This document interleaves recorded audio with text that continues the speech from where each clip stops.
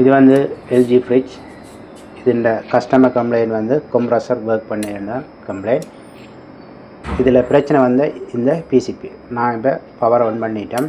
பிசிபின்னு error காட்டும் பாருங்கள்.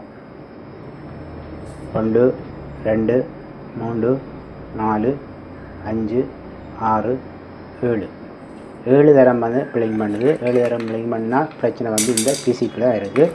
இந்த பிசிபியை வந்து சேஞ்ச் பண்ணி விட்டோம்னு சொன்னால் கம்ப்ரஸர் ஒன்றாகி ஸ்டார்ட் பண்ணி வரும். இதை பழைய பிசிபியை கலட்டி புது பிசிபியை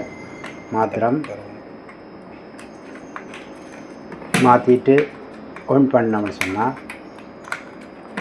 ஃப்ரிட்ஜ் வந்து ஒர்க் பண்ணும். அதாவது கம்ப்ரஸர் வந்து எடுத்தோடி கூல் வந்து வரும். எல்லாத்தையும் கழுவிட்டு ஆன் பண்ணுவோம்.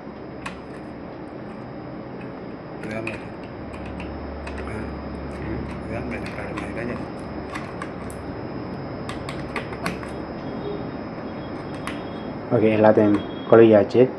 இப்போ ப்ளக்கை போட்டு ஆன் பண்ணுறோம். ரைட், ஆன் பண்ணியாச்சு. பொதுவாகவே இந்த ஃப்ரிட்ஜ் வந்து ஆன் பண்ணி ஒரு கொஞ்சம் நேரத்துக்கு பிறகு தான் வந்து ஸ்டார்ட் ஆகும். அது வந்து எல்ஜின்ற டிசைன் வந்து அப்படி.